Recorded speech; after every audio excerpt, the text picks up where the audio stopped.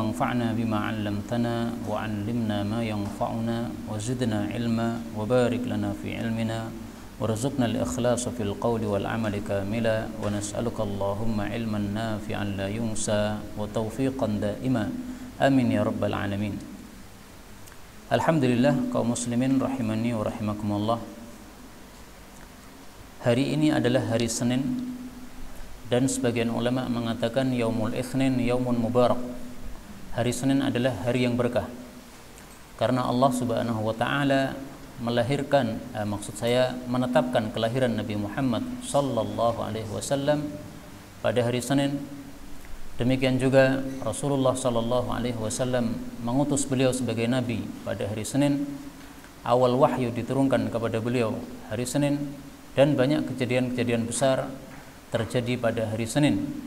Dan itu semuanya terjadi atas kehendak Allah Subhanahu wa taala. Kaum muslimin rahimani wa rahimakumullah, hari ini kita sudah masuk tanggal 24 Rabiul Awal 1442.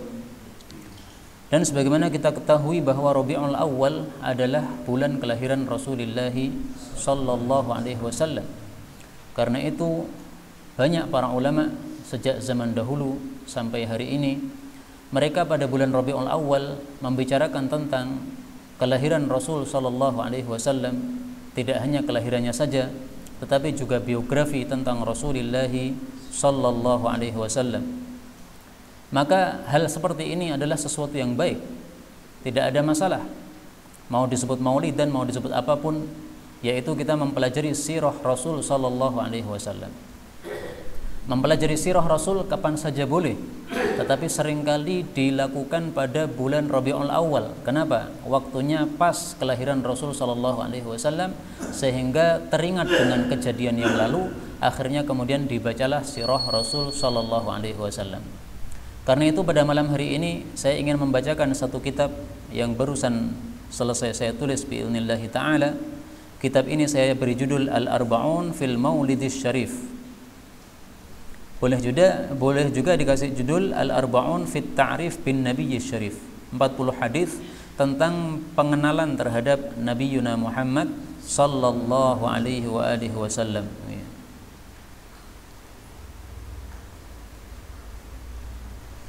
Buku ini dimulai dengan Bismillahirrahmanirrahim, sebagaimana Rasulullah sallallahu alaihi wasallam menulis surat-surat beliau dengan Bismillahirrahmanirrahim. Kemudian dimulai dengan doa Rabbi yassir wa'in. Wahai Allah, permudahlah, tolonglah, wakhtim bi khairin, amin, dan tutuplah dengan kebaikan. Mudah-mudahan kita semuanya mendapatkan husnul khatimah, amin ya rabbal alamin.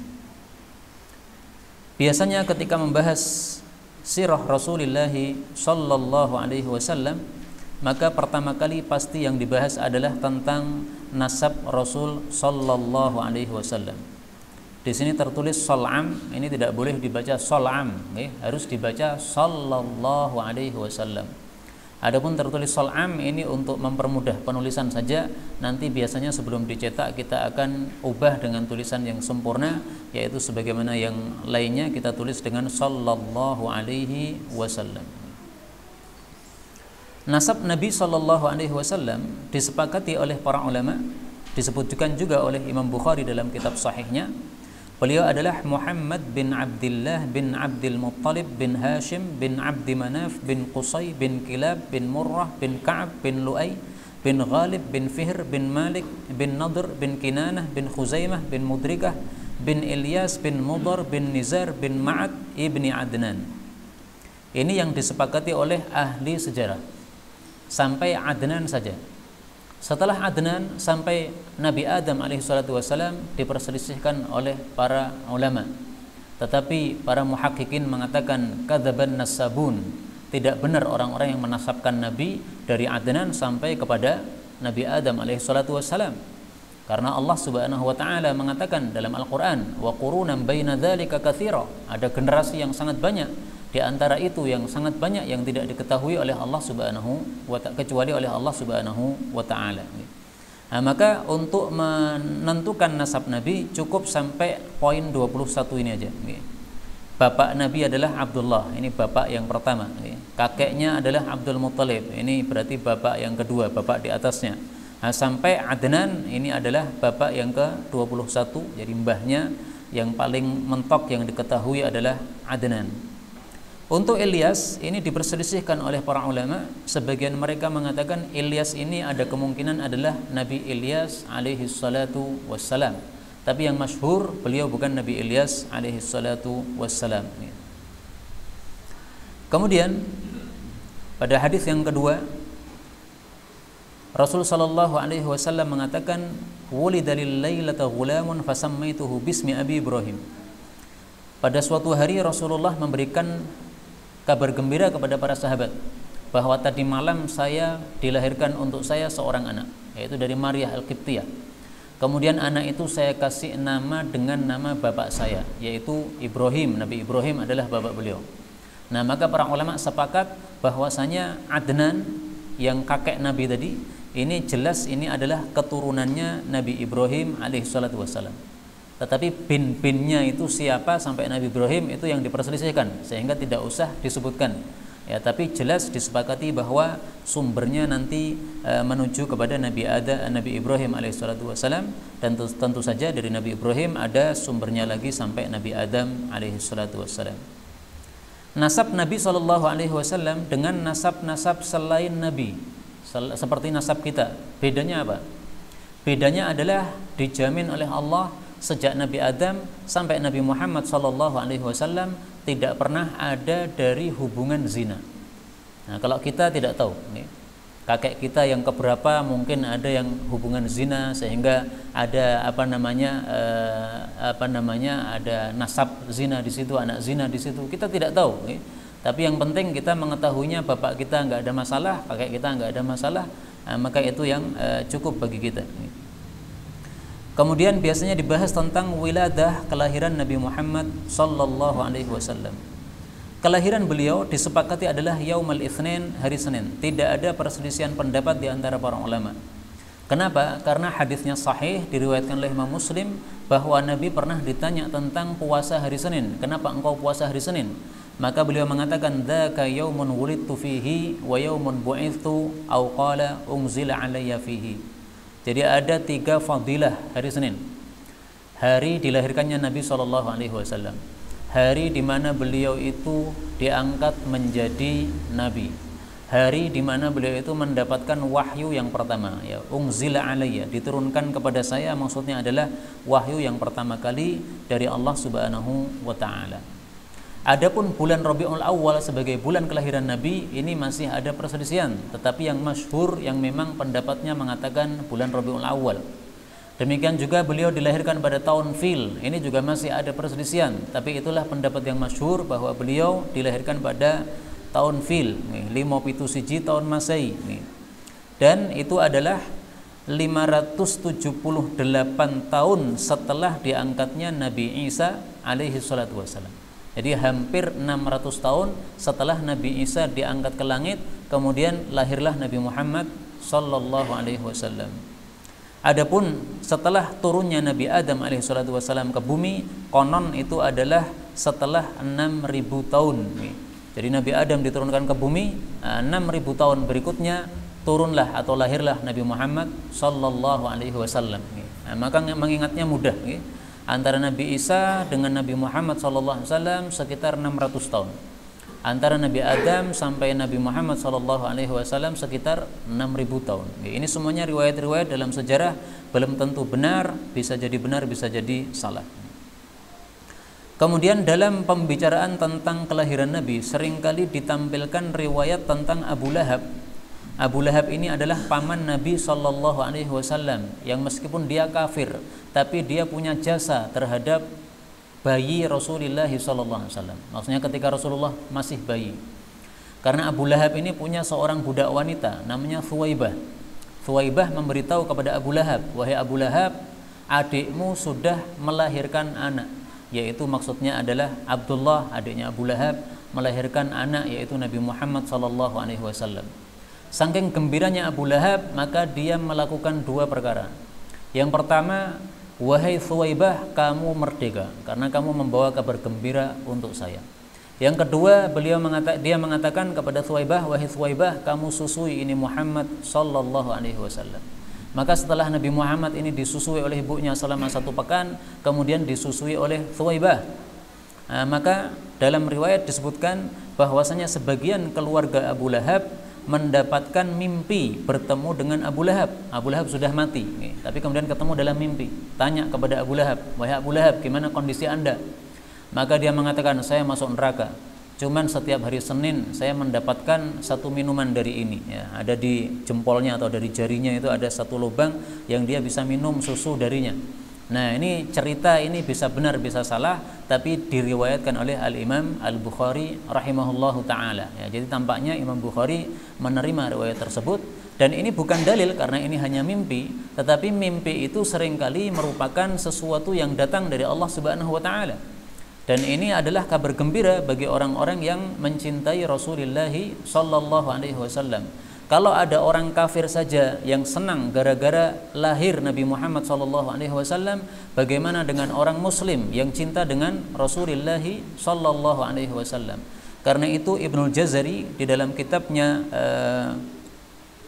tentang Al-Maulidus Syarif, beliau mengatakan bahwasanya kalau Abu Lahab saja dibalas oleh Allah di neraka dengan sebab dia gembira pada kelahiran Nabi Muhammad sallallahu alaihi wasallam, bagaimana keadaan orang muslim yang dia muwahhid, yang dia senang dengan kelahiran Nabi sallallahu alaihi wasallam.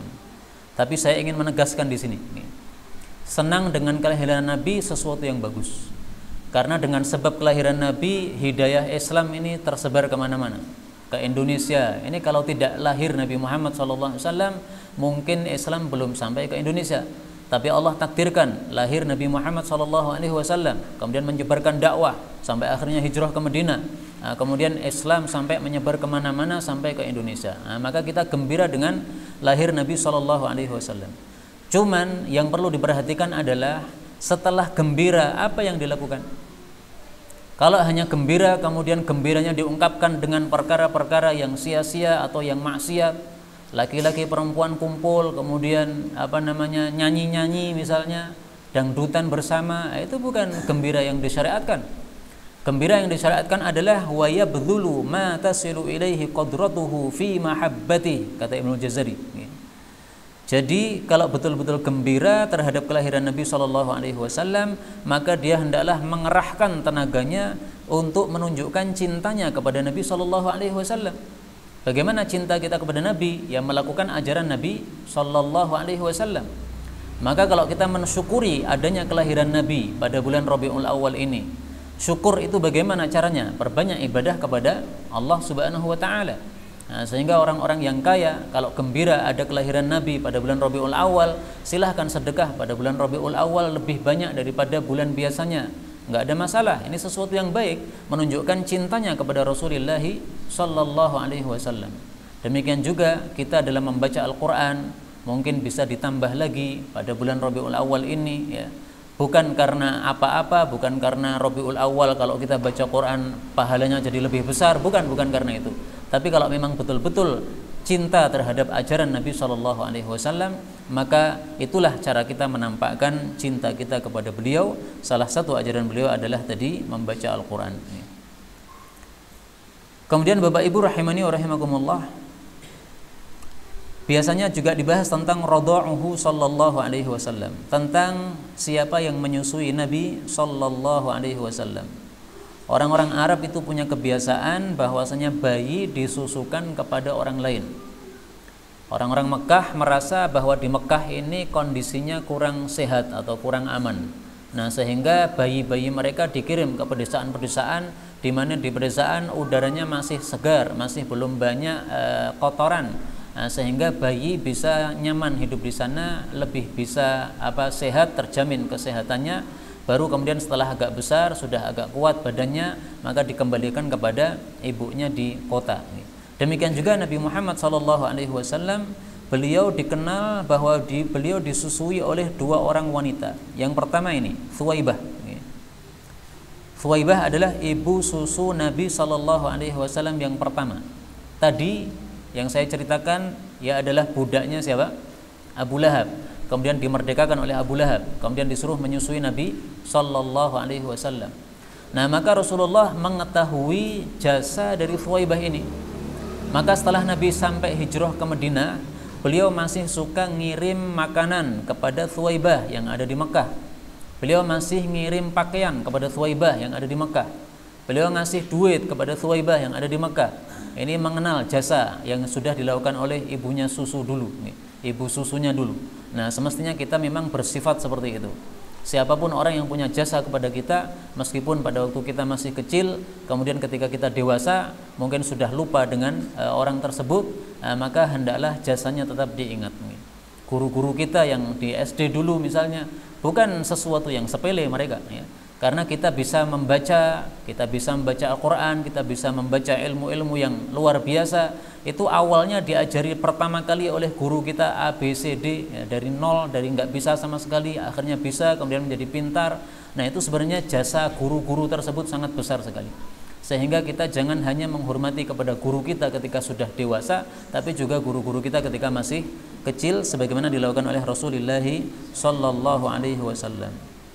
Kemudian Rasulullah juga disusui oleh Halimah As-Sa'diyah.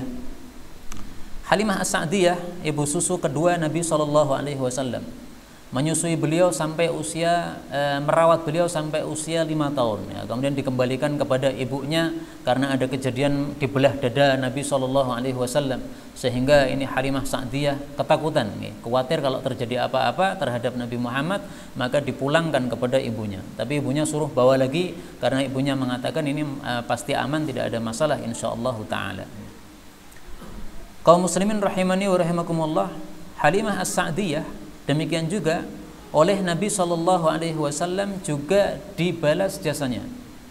Pada waktu Nabi sudah menikah dengan Khadijah, usia 25 Nabi menikah. Maka Halimah As-Sa'diyah datang ke Mekah, kemudian melaporkan kepada beliau, ya Rasulullah, sungguh di desa kami sedang terjadi paceklik, kita kekurangan makanan. Maka Khadijah yang sangat kaya raya dibisiki oleh Nabi Shallallahu Alaihi Wasallam untuk memberikan bantuan kepada beliau ini, karena wanita yang datang ini adalah dulu ibu susu saya.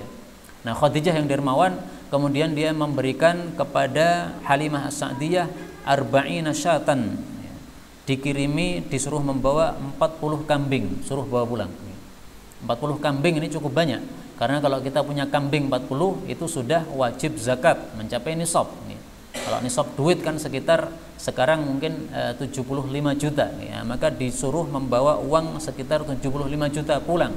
Nah, ini adalah Khadijah radhiyallahu taala anha. Para ulama berselisih pendapat apakah Halimah Sa'diyah ini sudah muslimah ataukah tidak. Ada yang mengatakan muslimah, dan itu banyak para ulama yang mengatakan muslimah. At-Tabarani, Ibnu Mandah dan yang lain-lain mengatakan Halimah As-Sa'diyah adalah sahabat Nabi Sallallahu Alaihi Wasallam. Sehingga saya tadi membahasakan bahwa ketika Halimah datang, dia mengatakan ya Rasulullah, karena dia adalah seorang muslimah. Tapi ada juga ulama yang mengatakan bahwa dia belum masuk Islam. Wallahu a'lam bis-shawab. Kaum muslimin rahimani wa rahimakumullah, pada perang Hawazin kita teringat Rasul Sallallahu Alaihi Wasallam memberikan kelonggaran kepada Hawazin, ya. Mereka setelah kalah, ghanimah sudah diambil oleh Nabi, akhirnya mereka masuk Islam. Nah, setelah masuk Islam, maka ghanimah dikembalikan kepada mereka oleh Nabi Shallallahu Alaihi Wasallam. Kenapa? Biradha'ihi fihim, itu karena Rasulullah dulu disusui di Hawazin. Karena Halimah As-Sa'diyah ini termasuk kabilah Hawazin. Jadi Rasulullah tidak hanya membalas jasanya Halimah, tapi juga membalas jasanya kabilahnya Halimah As-Sa'diyah. Jadi Masya Allah, Rasul Shallallahu Alaihi Wasallam sangat-sangat memperhatikan orang-orang yang memberikan jasa kepada beliau Shallallahu Alaihi Wasallam, meskipun mereka masih kafir, ya, tapi karena mereka punya jasa, tetap diberikan balas jasanya oleh Rasulullah Shallallahu Alaihi Wasallam. Maka Bapak Ibu rahimani wa rahimakumullah, mempelajari sirah seperti ini intinya memang adalah untuk kita menjadikan tauladan. Jadi tidak hanya untuk mendengarkan cerita yang bagus-bagus saja, bukan. Intinya adalah laqad kana lakum fi Rasulillahi iswatun hasanah atau uswatun hasanah, dua qiraah. Karena cerita-cerita itu memang paling intinya adalah untuk diambil faedahnya, diambil pelajarannya. Laqad kana fi qasasihim ibrah li ulil albab. Kemudian juga biasanya dibicarakan tentang syaqqu sadri, tentang dibelahnya dada Nabi Muhammad sallallahu alaihi wasallam. Ringkasnya, beliau itu dibelah dadanya 2 kali. Yang pertama ketika masih kecil, waktu itu diambil hatinya oleh malaikat, kemudian istakhraja minhu 'alaqah. Di situ ada satu bagian yang dikeluarkan, kemudian dicuci. Kenapa? Karena bagian ini adalah bagiannya setan. Jadi setiap manusia dalam hatinya itu ada bagiannya setan. Nah, khusus untuk Nabi Muhammad SAW yang bagiannya setan tadi diambil, dicuci, dan dicucinya dengan bima'i zamzam, dengan air zamzam. Nah, maka ini menunjukkan juga bolehnya seseorang mandi dengan air zamzam, bolehnya seseorang wudu dengan air zamzam, nggak ada masalah. Bukan termasuk melecehkan. Memang air zamzam air yang dimuliakan oleh Allah, diberkahi oleh Allah. Tapi untuk mandi nggak ada masalah. Untuk istinja dari BAB, BAK nggak ada masalah. Ini bukan sesuatu yang dilarang. Karena ini hatinya Nabi yang merupakan bagian setan itu juga dicuci oleh malaikat dengan apa? Air zam-zam. Nah, maka para ulama ambil kesimpulan di situ. Nah, setelah itu dikembalikan hati Nabi SAW. Anas berkomentar, waqad kuntu ara athara dzalikal makhit fi sadri. Saya melihat ada bekas di dada Nabi, bekas jahitan. Jadi ternyata membelah dada orang kemudian dijahit kembali, dikembalikan lagi, itu sudah ada sejak zaman dahulu kala.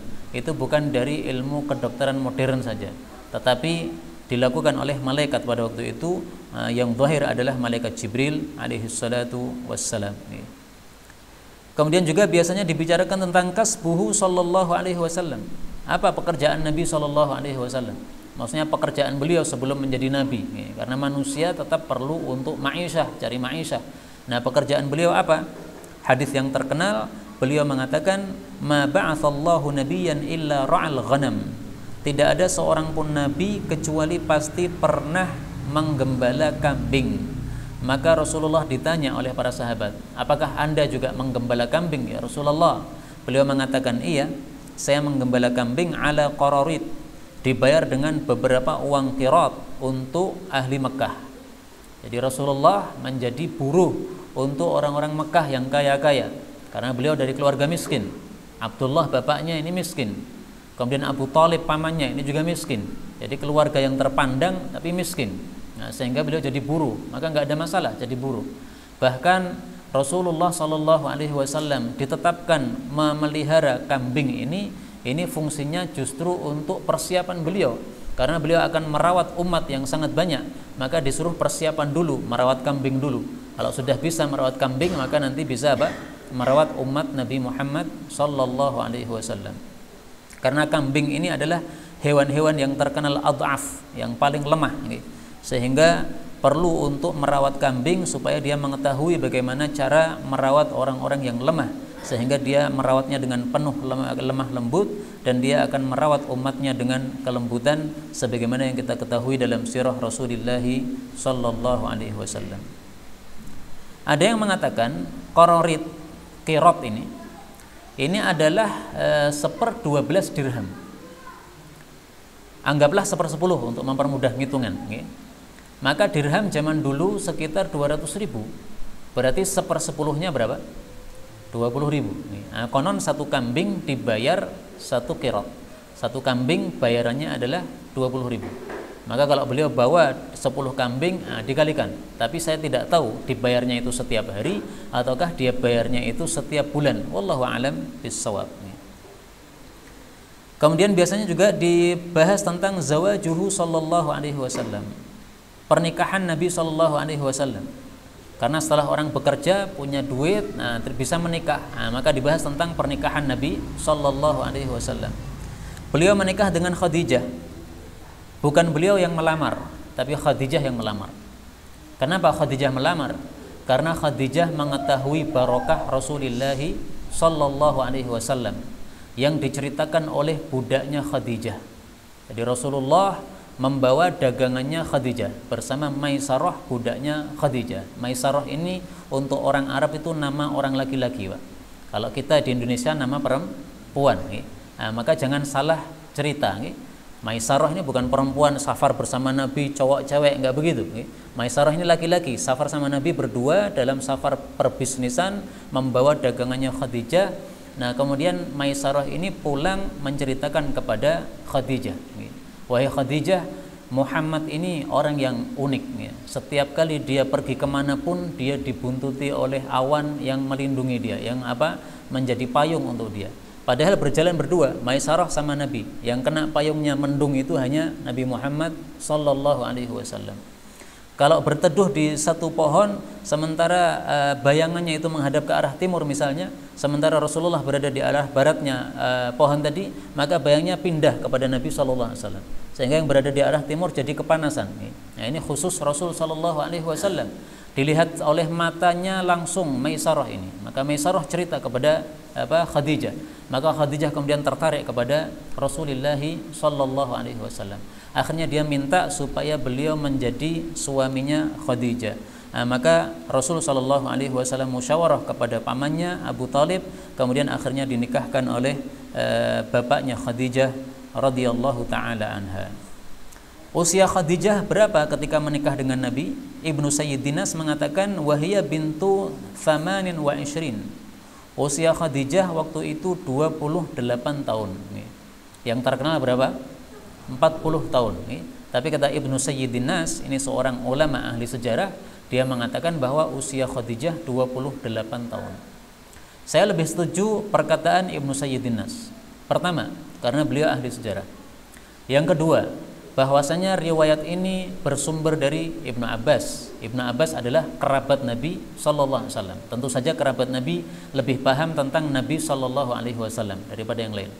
Yang ketiga, kita melihat putranya Nabi dari Khadijah cukup banyak. Ada Abdullah, ada Al-Qasim, ada At-Tahir, berarti laki-laki ada 3. Kemudian ada Zainab, ada Ruqayyah, ada Ummi Kulthum, ada Fatimah. Perempuan ada 4, berarti ada 7. Kalau usianya sudah 40, melahirkan 7 anak, ini mungkin perlu ditinjau ulang. Apakah memang masih produktif seperti itu? Kalau usianya 28, ini lebih cocok dengan kondisi Khadijah radhiyallahu taala anha. Tapi saya berdoa mudah-mudahan kita semuanya masuk jannah, bisa bertemu dengan ibu kita Khadijah radhiyallahu anha, dan kita bisa bertanya, wahai ibu Khadijah, Anda menikah usia 28 atau 40? Karena pengen mengetahui riwayat yang benar. Kira-kira kalau sudah masuk jannah itu masih suka ilmu apa benar Pak? Atau sibuk makan minum tok? Saya yakin kalau orang cinta ilmu di dunia itu tampaknya nanti cinta ilmu juga di akhirat. Karena pernah ada cerita Rasul sallallahu alaihi wasallam mengatakan, hadis sahih, bahwasanya ada seorang ahli jannah minta kepada Allah, ya Allah, saya minta izin, mau ngapain? Saya mau nanam. Kenapa nanam? Sudah banyak pohon di jannah. Ya, saya pengen nanam. Nah, maka ketika beliau menceritakan itu, ada seorang Arab Badui mengatakan, ini pasti orang-orang Ansor ini yang suka nanam ini. Kalau kami orang Arab Badui nggak mungkin minta nanam dalam jannah. Nah, tampaknya wallahu alam yang suka nanam di dunia, maka nanti di akhirat masih menjadi apa? Suka menanam. Nah, ada yang petani Pak, nanti berpetani juga di dalam jannah. Kalau memang masih suka apa? Bertani. Tapi ketika dia tanam, langsung tumbuh, langsung berbuah saat itu juga, tidak menunggu lama-lama. Masya Allah, ini adalah berkahnya jannah. Nah, mungkin juga yang suka ilmu nanti dalam jannah masih membicarakan tentang ilmu, bukan karena taklif, tetapi karena cinta kepada sesuatu yang dia memang diciptakan terhadapnya. Wallahu a'lam bissawab. Kemudian biasanya dibicarakan juga tentang bi'tsah. Bi'tsah itu adalah dibangkitkannya Nabi sebagai Nabi. Beliau dibangkitkan sebagai Nabi dan dibangkitkan sebagai Rasul. Dibangkitkan sebagai Nabi dengan kalam Allah Subhanahu wa taala pada surat Iqra, Iqra bismi rabbikal ladzi khalaq, khalaqal insana min 'alaq, Iqra wa rabbukal akram, dan seterusnya sampai 5 ayat. Nah, ini waktu itu Nabi sah menjadi Nabi, tapi belum sah menjadi apa? Rasul. Menjadi Rasulnya adalah pada pasal berikutnya, risalah Nabi SAW, yaitu kejadiannya ketika turun surat Ya ayyuhal muddaththir qum fa'anzir. Wahai orang yang berselimut, bangunlah, berilah ancaman. Nah, karena itulah banyak para ulama mengatakan ini perbedaan antara Nabi dengan Rasul. Kalau nabi itu cukup menerima wahyu dari Allah Subhanahu wa taala. Kalau rasul ada plusnya. Kamu sudah terima wahyu, kamu wajib sampaikan kepada yang lain. Amar ma'ruf nahi mungkar, tidak hanya untuk dirinya sendiri. Maka harus selamat semuanya, tidak hanya dia saja yang selamat dari siksa Allah Subhanahu wa taala. Maka ini kasusnya 2 kali. Pertama mendapatkan wahyu Iqra, kemudian setelah itu lama tidak turun wahyu.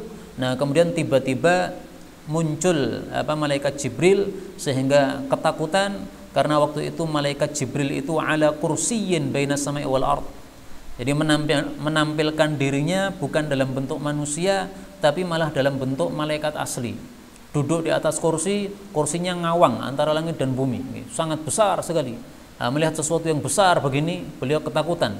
Maka pulang beliau mengatakan zammiluni, zammiluni, selimutilah saya, selimutilah saya. Maka turunlah ayat tadi, ya ayyuhal muddatsir qum fa'andzir, dan seterusnya. Nah, setelah qum fa'andzir ini wahyu kemudian turun bertubi-tubi. Jadi awalnya turun wahyu pertama, kemudian lama enggak turun wahyu, kemudian ya ayyuhal muddatsir, kemudian turun wahyu bertubi-tubi karena Rasulullah sudah wajib untuk menyampaikan risalah dakwahnya kepada umat beliau sallallahu alaihi wasallam. Kemudian biasanya juga dibahas tentang Isra Mi'raj Rasulullah sallallahu alaihi wasallam. Isra Mi'raj ini di akhir fase Makkah. Karena kita tahu bahwasanya beliau diangkat jadi nabi kan usia 40. Sementara wafat usia 63. Berarti masa dakwahnya hanya 23 tahun. 23 tahun ini dibagi 2. Di Mekah 13 tahun, di Madinah lebih sedikit, sisanya 10 tahun. Nah, maka ini Isra Mi'raj di akhir dakwah Nabi Muhammad SAW. Beliau di Mekah dakwahnya 13 tahun. 13 tahun ini bisa dibagi 2 lagi. 3 tahun yang pertama dakwahnya sembunyi-sembunyi. 10 tahun terakhir di Mekah ini, maka ini dakwahnya secara terang-terangan. Nah, 1 tahun sebelum beliau hijrah terjadilah Isra Mi'raj ini. Jadi Isra Mi'raj akhir dari fase Makkah. Rasulullah sallallahu alaihi wasallam menceritakan, "Furija an saqfi baiti wa ana bi Makkah." Beliau berada di rumah, tiba-tiba sakaf itu atap, Pak. Atap rumah itu terbuka. Ternyata malaikat Jibril turun. Jadi malaikat Jibril ini mampu membelah rumah, Pak. Jadi terserah malaikat ini mau masuk rumah lewat mana. Ini rumahnya dibelah. Padahal yang kita tahu kalau orang Arab biasanya bangunannya bangunan dari batu atau dari tanah itu, sehingga bukan genteng-genteng seperti yang kita ketahui itu. Wallahu a'lam. Maka kemudian turun, kemudian mengambil Nabi Shallallahu Alaihi Wasallam, dibelah lagi dadanya, ini berarti pembelahan yang kedua, dan dicuci lagi dengan bima Zamzam, dengan air Zamzam. Kalau dulu diambil bagian setan dicuci, nah kalau sekarang dibuka lagi untuk apa? Mumtali'in hikmatan wa imanan, untuk dipenuhi hikmah dan iman. Karena itu kita sangat penting untuk minta hikmah dan iman. Allahumma inni as'aluka al-hikmata wal iman. Karena Rasul sallallahu alaihi wasallam sebelum Isra Mi'raj untuk ketemu dengan Allah terlebih dahulu disiapkan apa? Hikmah sama iman. Sehingga nanti melihat apapun atau mendapatkan wahyu apapun menerimanya dengan iman. Karena setelah Isra Mi'raj ini terbukti banyak yang murtad, Pak. Asalnya sudah masuk Islam, tapi gara-gara Nabi menceritakan sesuatu yang tidak masuk akal, masa bisa orang perjalanan semalam ke Baitul Maqdis, kemudian masa bisa orang perjalanan semalam naik ke langit sampai langit yang ke-7 ketemu Allah. Nah, orang-orang mengatakan orang masuk akal, Muhammad gila ini. Nah, sehingga banyak atau beberapa orang murtad. Tapi Abu Bakar As-Siddiq beliau mengatakan apapun datang dari Nabi pasti benar. Nah, maka dipersiapkan oleh Allah Subhanahu wa taala dengan hikmah dan iman. Karena itu marilah kita berdoa kepada Allah minta iman dan hikmah. Allahumma inna nas'alukal hikmata wal iman. Allahumma inna nas'alukal hikmata wal iman. Allahumma inna nas'alukal hikmata wal iman. Wa sallallahu wa sallam baraka ala nabiy Muhammad walhamdulillahi rabbil alamin. Dalam Al-Qur'an Allah Subhanahu wa taala mengatakan, "Wa may yu'tal hikmata faqad utiya khairan katsira." Siapa yang diberi hikmah berarti sungguh diberi kebaikan yang sangat banyak. Surat Al-Baqarah 269. Rasulullah sallallahu alaihi wasallam bersabda, Al-imanu yamanun wal hikmatu yamaniyah. Iman itu di Yaman dan hikmah itu juga di Yaman. Maksudnya orang-orang Yaman pada waktu itu banyak yang mereka imannya kuat, mereka punya hikmah. Nah, ini dua digabungkan oleh Nabi ya. Iman, hikmah, menunjukkan pentingnya iman dan hikmah. Ini hadis muttafaqun alaih. Isra Mi'raj sebagaimana dikatakan oleh Ibnul Jazari, itu adalah pada tahun ke-12 dari kenabian Nabi Muhammad sallallahu alaihi wasallam. Berarti sekitar 1 tahun sebelum hijrah beliau. Karena beliau di Mekah 13 tahun. Lah ini 12 tahun atau tahun ke-12 setelah menjadi nabi. Nah, ini 1 tahun sebelum hijrah ke Madinah. Karena itu pasal berikutnya tentang hijrah Nabi Muhammad sallallahu alaihi wasallam ya. Hijrahnya sebagaimana kita ketahui ditemani oleh satu Abu Bakar As-Siddiq radhiyallahu taala anhu, kemudian kemudian berkumpul selama 3 hari bersama Abu Bakar di gua yang namanya Gua Thur ya, atau lebih tepatnya mungkin Thaur nih. Coba saya lihat di sini. Nah, di sini Thaur nih. Kalau kita biasanya menyebutnya apa? Thur nih. Tetapi yang dalam hadis tertulisnya Gua Thaur. Wallahu alam, mungkin bisa juga dibaca dua-duanya. Tapi seringkali orang Indonesia itu memang bacaannya berbeda dengan bahasa Arab yang asli. Misalnya kita mengatakan bin, nah, dalam bahasa Arab itu nggak ada bin ya. Adanya Muhammadu bin Abdillah. Nah, kita membacanya Muhammad bin Abdillah. Ya nggak ada masalah nih. Nah, bisa jadi juga ini Thaur, kemudian kita baca Thur nih. Jumrah itu orang Indonesia menyebutnya, dalam hadis jamrah. Jamrah menjadi jumrah. Ya udahlah, nggak ada masalah. Yang penting apa? Maknanya benar, gitu. Tapi harakatnya mungkin perlu diperbaiki. Waktu itu juga ditemani dengan Amir bin Fuhairah. Jadi Nabi Shallallahu Alaihi Wasallam bertiga. Kemudian ada lagi satu orang yang dia petunjuk jalan, yang dia min Bani Abdi Adi, dari Bani Abdi Adi. Maka berarti 4 orang hijrah ini. Abu Bakar, Rasulullah, kemudian Amir bin Fuhairah, kemudian tadi penunjuk jalan menuju ke kota Madinah. Pasal berikutnya tentang qudumuhu, datangnya Nabi Shallallahu Alaihi Wasallam ke Madinah. Ketika Nabi tiba di Madinah, pertama yang disampaikan oleh beliau apa, Pak? Ada satu hal yang sangat bagus sekali. Riwayat dari Abdullah bin Salam. Abdullah bin Salam ini adalah seorang ulama Yahudi yang kemudian masuk Islam. Dia mengatakan ketika Rasul sallallahu alaihi wasallam tiba ke Madinah, maka orang-orang kumpul kepada Nabi sallallahu alaihi wasallam. Orang-orang pada mengatakan qadima Rasulullah, rame, Rasulullah datang. Nah, sehingga semuanya keluar. Maka Abdullah bin Salam waktu itu lagi memetik kurmanya, lagi panen. Tapi karena mendengar suara itu langsung dibawa ini wadahnya, dia lupa mungkin untuk melepasnya, masih digotong-gotong ini sampai menemui Rasulullah Sallallahu Alaihi Wasallam. Karena orang kalau sudah senang begitu, kadang-kadang lupa tentang apa yang dia lakukan. Maka bagusnya di sini dia mengatakan ketika saya melihat wajah Nabi, saya mengetahui bahwasanya wajhahu laisa biwajhi kadzdzab. Wajah Nabi bukan wajahnya orang yang pendusta. Jadi sudah tampak. Ini orang bohong, ini orang jujur. Wajahnya katanya ini wajah memancarkan sinar, tidak mungkin dusta. Pertama kali yang diucapkan oleh Nabi sangat bagus. Ya ayyuhan nas, wahai para manusia. Jadi ini kan orang-orang sudah kumpul, Pak. Nah, maka ini orang-orang kumpul diambil kesempatan oleh Nabi untuk memberikan tausiah, memberikan nasihat. Wahai para manusia, afsyus salam, sebarkanlah salam. At'imut ta'am, berikanlah makanan kepada orang-orang yang membutuhkan. Wasallu wan nasu niyam, salat malamlah. Tadkhulunal jannata bisalam, kalian akan masuk jannah dengan selamat. Jadi yang diajarkan di Madinah pertama kali bukan syariat Islam seperti salat, zakat, puasa, enggak, itu semuanya bertahap. Yang pertama dibawa adalah akhlak.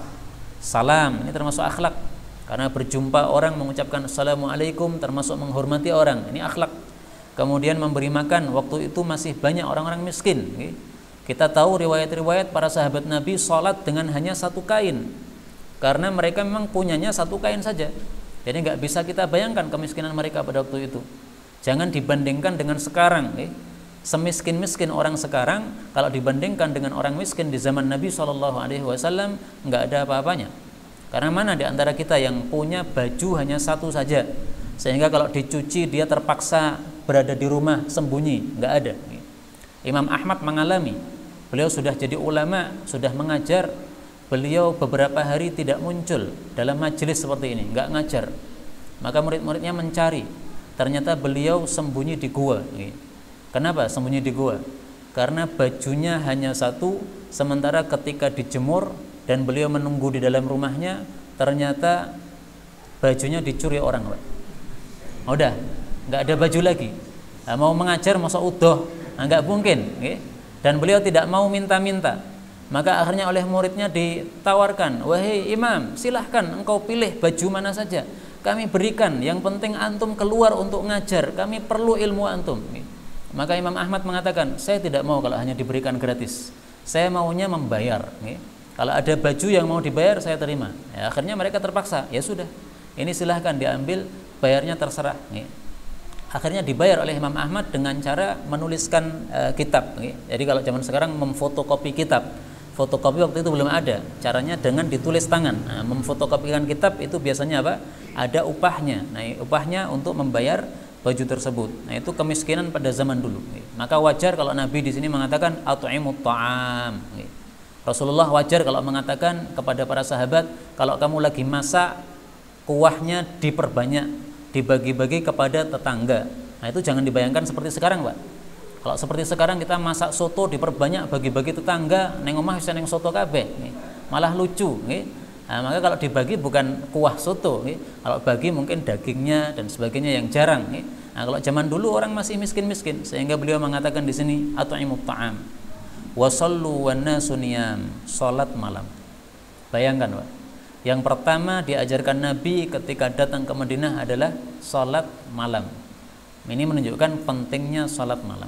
Karena beliau begitu tiba di Madinah, pertama yang diucapkan oleh beliau memberikan nasihat adalah salat malam.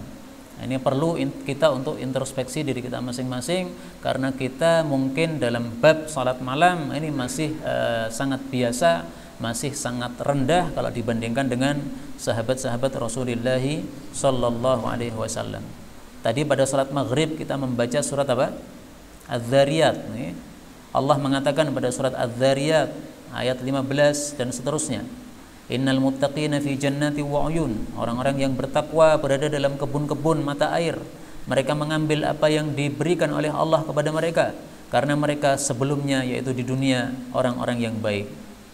Apa yang dimaksud orang-orang yang baik? Allah mengatakan kanu qalilan minal laili ma yahja'un, mereka sedikit tidur, wabil asharihum yastaghfirun, kemudian waktu sahur, maksudnya menjelang subuh, mereka istighfar kepada Allah Subhanahu wa taala. Jadi selesai salat tahajud tidak kemudian melakukan sia-sia, tetapi malah istighfar kepada Allah Subhanahu wa taala. Wa fi amwalihim haqqul lis-sa'il wal mahrum, juga sedekah kepada peminta-minta dan orang-orang miskin. Kemudian biasanya juga dibahas tentang akhlaquhu, akhlak Nabi sallallahu alaihi wasallam. Aisyah ditanya bagaimana akhlak Nabi, maka beliau mengatakan fa innan khuluqa nabiyillah sallallahu alaihi wasallam kana al-Qur'an. Jadi akhlaknya Nabi itu Al-Qur'an. Artinya Al-Qur'an diterapkan oleh Nabi dalam kehidupan beliau. Sehingga ringkasnya bagaimana akhlak Nabi, baca Quran. Itulah akhlak Nabi sallallahu alaihi wasallam. Adapun kita hanya membaca Quran tapi jarang mengamalkan isinya, maka kita perbanyak istighfar kepada Allah Subhanahu wa taala. Kita tidak sesuai dengan ayat-ayat Al-Quran yang kita baca. Kemudian Rasul sallallahu alaihi wasallam adalah ahsanan nas, manusia yang paling bagus, asja'an nas, yang paling pemberani, ajwadan nas, paling dermawan, sehingga beliau biasanya merelakan kelaparan supaya orang lain tidak kelaparan. Maka beliau seringkali dalam beberapa hari lamanya tidak masak apa saja, tidak masak apapun, karena memang tidak ada yang dimasak. Bahkan Rasulullah sering bertanya kepada istrinya, apakah ada makanan? Tidak ada.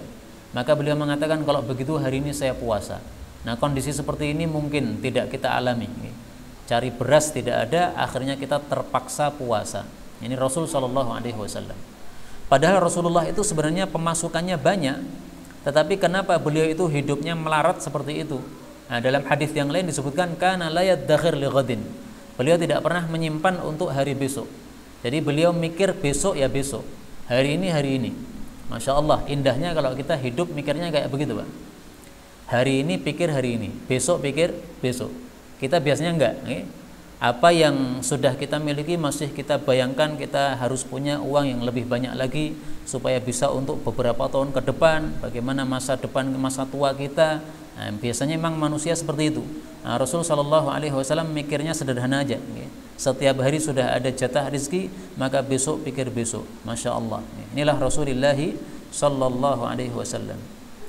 Adapun khalquhu, fisik Nabi Shallallahu Alaihi Wasallam, maka fisik Nabi Shallallahu Alaihi Wasallam sangat-sangat ganteng sekali, sehingga kesimpulannya menurut Ali bin Abi Thalib adalah lam ara qablahu wala ba'dahu mithlahu.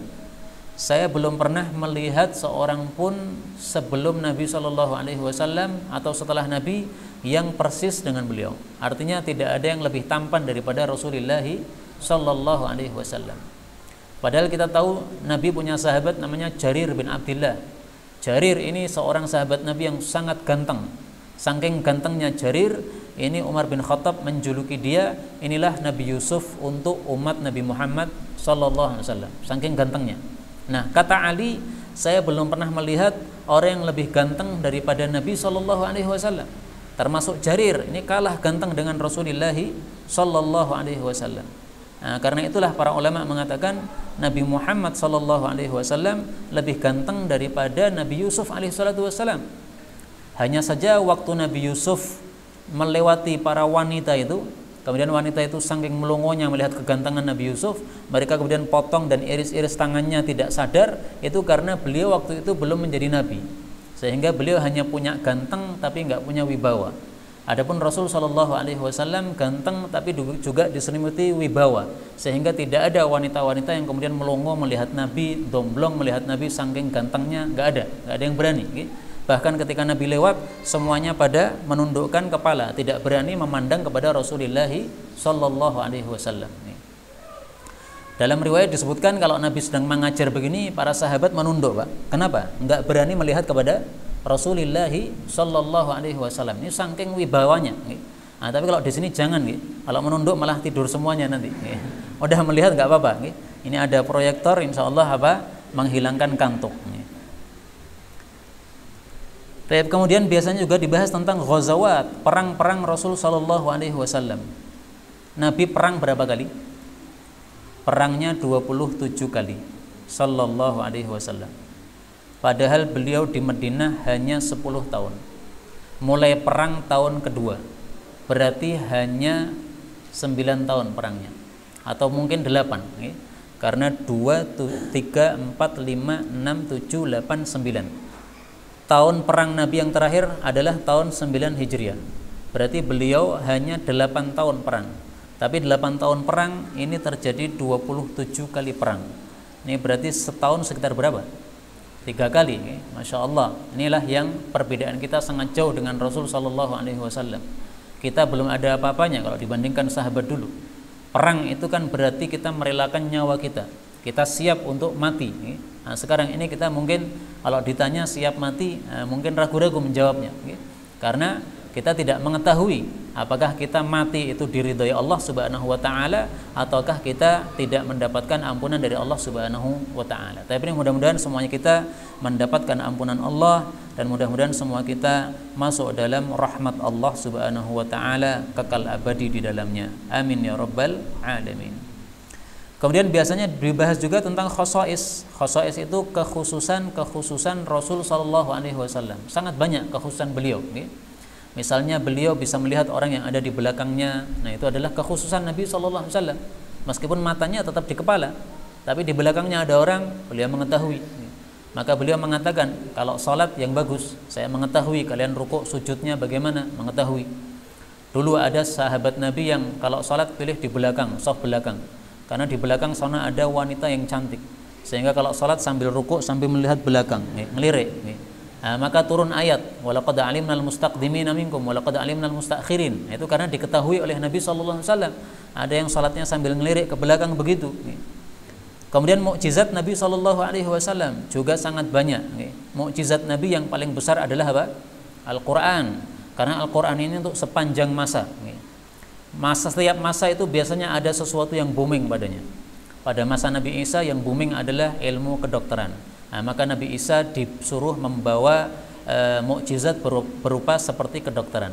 Mengusap orang yang sakit langsung sembuh. Bahkan orang mati diusap hidup. Ini mengalahkan semua dokter yang ada. Karena dokter zaman dulu tidak ada satupun yang bisa menghidupkan orang mati. Tapi kalau menyembuhkan penyakit dengan izin Allah bisa. Tapi kalau menghidupkan mati nggak bisa. Nah, mukjizat Al-Quran ini cocok untuk sepanjang masa. Sekarang masa apa? Dia sebut sebagai masa apa? Masa teknologi. Maka Quran pun penuh dengan teknologi. Banyak ilmu-ilmu teknologi yang kita bisa dapatkan pelajarannya atau istimbatnya dari Al-Quran Al-Karim. Karena memang Al-Quran adalah mukjizat yang terbesar untuk Rasulullah sallallahu alaihi wasallam. Kemudian tentang mukjizat Nabi, ringkasnya ada dua, Pak. Pertama, bahwasanya mukjizat seluruh para nabi sebelumnya, dari Nabi Adam sampai dengan Nabi Isa, semua mukjizat-mukjizat para nabi itu ada pada Nabi Muhammad sallallahu alaihi wasallam. Tidak ada satupun mukjizat yang ada pada nabi terdahulu kecuali ada juga pada Nabi Muhammad sallallahu alaihi wasallam. Nabi Sulaiman bisa ngomong dengan burung. Nabi Muhammad sallallahu alaihi wasallam beberapa kali ngomong dengan binatang. Bahkan binatang yang sudah mati bisa ngomong dengan Nabi sallallahu alaihi wasallam. Maka dari sisi ini Nabi Sulaiman kalah. Nabi Sulaiman bisanya ngomong dengan hewan yang masih hidup, yang sudah mati udah nggak bisa. Tapi Nabi Muhammad sallallahu alaihi wasallam, beliau makan daging kambing. Daging kambingnya ini diberi racun. Maka si daging kambing ini ngomong, "Ya Rasulullah, saya diracuni. Hati-hati, jangan dimakan." Maka Rasulullah panggil yang masak. "Apakah kamu memberi racun untuk daging ini?" "Iya." "Kenapa kamu racuni?" "Karena kalau kamu nabi palsu kamu mati. Tapi kalau kamu nabi asli nggak bakal mati." Akhirnya dimaafkan oleh Nabi SAW. Tapi setelah itu beberapa sahabat Nabi yang ikut makan mati. Maka akhirnya wanita tadi apa? Dibunuh, dikisos karena menyebabkan kematian sahabat-sahabat Nabi Sallallahu Alaihi Wasallam. Pernah suatu saat safar, tiba-tiba ada rihun syadidah, angin sangat kencang. Maka Rasulullah Sallallahu Alaihi Wasallam mengatakan, "Bu'itsat hadhihi rih limauti munafik." Ini angin kencang dikirim oleh Allah untuk kematian orang munafik. Maksudnya untuk tanda kematian orang munafik. Maka ternyata setelah pulang dari safar sampai ke Madinah, betul pada waktu hari terjadinya angin kencang tadi, itulah hari kematian tokoh munafik besar yang ada di kota Madinah. Maka ini termasuk mukjizat Nabi SAW. Beliau tidak mengetahui kondisi Madinah, beliau masih safar, tapi bisa mengetahui dengan wahyu bahwa di Madinah ada kejadian begini, di sana ada kejadian begitu. Bukan berarti beliau mengetahui ghaib, bukan. Tapi ada sebagian ghaib yang dibukakan kepada Rasulullah sallallahu alaihi wasallam. Kemudian biasa juga dibahas tentang Rasail, yaitu surat-surat Rasul sallallahu alaihi wasallam, karena beliau dakwahnya tidak hanya kepada rakyat jelata, dakwah kepada para raja-raja juga, sehingga mereka dikirimi surat oleh Nabi sallallahu alaihi wasallam. Itulah yang menyebabkan Rasulullah membuat cincin. Awalnya dulu beliau nggak pakai cincin, tapi diberitahu oleh para sahabat, "Ya Rasulullah, raja-raja itu kalau dikirimi surat tidak ada stempelnya, nggak diterima. Ini surat kaleng." Maka akhirnya beliau buat cincin, tulisannya Muhammad Rasulullah, Allahnya paling atas. Tulisannya ditaruh di sini, bagian dalam. Orang cincin kan biasanya matanya di atas. Itu beliau malah taruh di bagian dalam, karena untuk stempel begini. Kemudian juga beliau memakainya pada jari kelingking ini. Biasanya orang memakainya pada apa? Jari yang kedua ini. Beliau enggak, pakainya di sini. Kadang-kadang pada jari kanan, kadang-kadang pada jari kiri. Maka siapa yang mau pakai cincin, paling bagus di sini, jari paling kecil ini, sebagaimana Rasul sallallahu alaihi wasallam. Dan matanya bukan di atas, tapi matanya di bawah. Tapi diperselisihkan oleh para ulama, memakai cincin sunnah atau bukan. Ada yang mengatakan sunnah, ada yang mengatakan bukan sunnah, karena Nabi itu memakainya karena perlu. waktu sebelum perlu beliau nggak pernah pakai cincin. Nah, maka pendapat yang paling bagus insya Allah, cincin ini adalah sunnah ketika diperlukan. Kalau panjenengan perlu, sebagaimana Nabi perlu untuk stempel, silahkan pakai cincin, sunnah. Tapi kalau nggak perlu nggak usah, karena cincin itu adalah adatnya para wanita. Adapun laki-laki biasanya tidak memakai cincin atau perhiasan tangan. Kemudian biasanya dibahas juga tentang kutab. Kutab itu adalah para penulis Rasul Shallallahu Alaihi Wasallam, karena beliau kan buta huruf, sehingga beliau punya ahli tulis, juru tulis. Nah, salah satu juru tulisnya menurut kita Ahlus Sunnah wal Jamaah adalah Muawiyah radhiyallahu an. Karena bapaknya Muawiyah yaitu Abu Sufyan, dia mengatakan, wa Muawiyah taj'aluhu katiban baina yadayk. Ya Rasulullah, tolong anak saya Muawiyah kamu jadikan sebagai penulismu yang menulis di depan Anda. Maka Rasulullah mengiyakan, baik, tidak ada masalah. Nah, maka Muawiyah ini menurut Ahlus Sunnah wal Jamaah termasuk sahabat-sahabat yang pilihan, ya, tidak sebagaimana orang-orang Syiah yang mereka membenci terhadap Muawiyah radhiyallahu anhu. Kemudian biasa juga dibahas tentang nujaba, sahabat-sahabat yang nujaba. Nujaba itu adalah orang-orang yang di atas rata-rata, Pak. Jadi misalnya kita kan sama-sama sepengajian begini, ada di antara kita yang lebih unggul, ini namanya najib atau nujaba. Nah, sahabat-sahabat Nabi yang nujaba itu disebutkan dalam hadis ada 14, ada 14 sahabat. Hanya saja diperselisihkan siapa mereka. Ada yang mengatakan mereka adalah ibnaya Hasan Husain, kemudian Ja'far dan Hamzah, ini kerabat Nabi, Abu Bakar dan Umar, ini dari khalifah, Mus'ab bin Umair, ini yang diutus pertama kali untuk dakwah ke Madinah, Bilal dan Salman, ini yang asalnya budak kemudian jadi merdeka, Ammar dan Miqdad, ini yang ahli perang, kemudian Hudzaifah dan Abdullah bin Mas'ud, ini yang sangat dekat kepada Nabi SAW sehingga menjadi ahli rahasia Nabi SAW. Dan Abdullah bin Mas'ud ini adalah orang yang biasa menyiapkan sandal dan air wudhu Nabi SAW. Ada satu lagi Abu Dzar Al-Ghifari radhiyallahu anhu. Nah, tapi saya jujur bahwasanya hadis tentang nujaba ini hadisnya dikatakan hasan oleh Imam Turmudi, tapi dikatakan dhaif oleh Al-Albani. Wallahu a'lam bis-shawab. Kemudian biasa juga dibahas tentang zaujat, istri-istri Nabi sallallahu alaihi wasallam. Istri Nabi berapa, Pak? 11 nih. Kalau 9 itu adalah yang semasa. Tapi kalau totalnya ya 11 nih. Yang pertama Khadijah. Nah, ini fadilahnya Khadijah, Nabi tidak poligami sama sekali sampai matinya. Saudah, fadilahnya adalah Nabi tidak poligami selama 3 tahun pertama menikah dengan Saudah. Kemudian menikah dengan Aisyah setelah 3 tahun menikah dengan Saudah. Nah, baru poligami setelah 3 tahun dengan Saudah. Kemudian ada 2 Zainab, Zainab binti Jahash, Zainab Ummul Masakin. Kemudian ada 2 Ummu Habibah sama Ummu Salamah. Kemudian ada Sofiyah dan Juwairiyah. Ini adalah 2 budak yang kemudian dimerdekakan oleh Nabi, kemudian dijadikan istri Nabi sallallahu alaihi wasallam. Tapi bukan budak-budak murahan, bukan. Ini adalah putri-putri raja kafir. Raja kafir perang dengan Nabi, kalah. Nah, putrinya jadi tawanan, akhirnya dinikahi oleh Nabi sallallahu alaihi wasallam. Nabi menikahi putri para raja bukan karena cantiknya, bukan. Para raja memang biasanya anaknya cantik-cantik karena istrinya cantik-cantik, milih ya, istrinya milih biasanya para raja itu.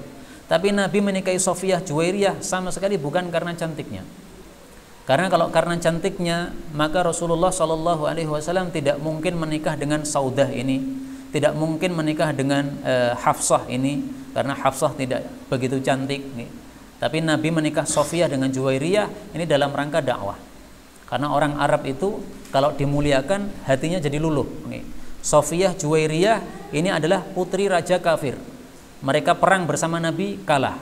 Putrinya jadi tawanan. Kalau dinikahi, maka ini dianggap menghormati. Nah, maka dengan sebab menikah ini, kaumnya raja kafir ini bisa jadi lembut hatinya. Masya Allah, ternyata Muhammad ini tidak meremehkan kita, malah dia menikahi putri raja kita. Nah, ini sebagai penghormatan untuk orang-orang Arab, sehingga mereka bisa cenderung kepada masuk Islam berdasarkan dengan sebab nikahnya Nabi Sallallahu Alaihi Wasallam. Kemudian Hafsah, ini putrinya Umar. Kemudian Maimunah, ini adalah istri Nabi yang paling terakhir dinikahi, dan juga istri Nabi yang paling terakhir matinya. Tapi ada riwayat yang lain mengatakan Ummu Salamah adalah istri yang paling terakhir mati di antara istri-istri Nabi sallallahu alaihi wasallam. Tapi ini perlu saya tinjau ulang ya. Tapi inilah Bapak Ibu rahimani wa rahimakumullah, masih banyak pembahasan dalam buku ini, 40 hadis tentang sirah ringkas Rasulullah sallallahu alaihi wasallam. Sangat unik, beliau sebelum wafat mengatakan as-shalah, as-shalah. Jadi beliau wasiatnya terakhir sebelum wafat adalah menyuruh kita menjaga salat. Beliau pertama kali datang ke Madinah menyuruh kita untuk salat malam. Terakhir kali sebelum mati beliau mengatakan jagalah salat, jagalah salat. Maka salat ini termasuk perkara yang sangat-sangat penting, sehingga jangan sampai kita umat Islam kalau memang cinta kepada Nabi kita tidak menjaga salat kita ya. Salatlah berjamaah di masjid, jangan sampai salat di rumah kecuali kalau ada udzur, ada sebab. Tidak pantas orang yang setiap Rabiul Awal mengadakan acara maulid tapi nggak pernah hadir dalam salat jamaah. Ini bukan cinta Nabi ini. Ini cinta Nabi yang pura-pura, ini bukan sesungguhnya. Kalau memang betul-betul cinta kepada Nabi sallallahu alaihi wasallam, caranya adalah mengamalkan ajaran-ajaran Nabi sallallahu alaihi wasallam.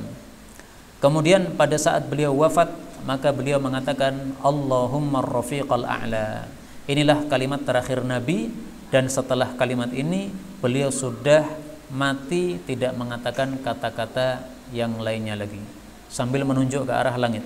Allahumma rafiqal a'la. Ya Allah, saya pilih teman yang di atas. Ini menunjukkan bahwa setiap nabi sebelum mati disuruh milih, Pak. Jadi nabi ini bebas, meh mati kapan terserah. Maka sebelum dicabut nyawanya disuruh milih. Wahai nabi, ini sudah tiba waktu matimu. Kamu pilih masih hidup atau pilih mati. Masih hidup nggak apa-apa. Maka kalau pilih masih hidup berarti ditunda, Pak. Nah, diundur, jadwal apa? Terbangnya roh itu diundur. Tapi beliau mengatakan Allahumma rafiqal a'la. Ya Allah, saya pilih bertemu dengan teman-teman yang di atas. Maka Aisyah kemudian mengatakan, pada waktu itu Aisyah sedang membopong Nabi. Aisyah mengatakan idzan la yakhtaruna. Kalau begitu Nabi tidak memilih kita, tetapi memilih bertemu dengan teman-temannya, para nabi yang sudah mati sebelumnya, bertemu di atas langit sana. Inilah Bapak Ibu rahimani wa rahimakumullah, ringkasan dari sirah Nabi sallallahu alaihi wasallam. Mudah-mudahan kita lebih cinta kepada Rasulullah sallallahu alaihi wasallam, yaitu dengan melakukan semua ajaran-ajaran beliau yang sudah kita pelajari. Benarnya dari Allah Ta'ala, dan apabila ada salahnya fa astaghfirullahal azim li wa lakum.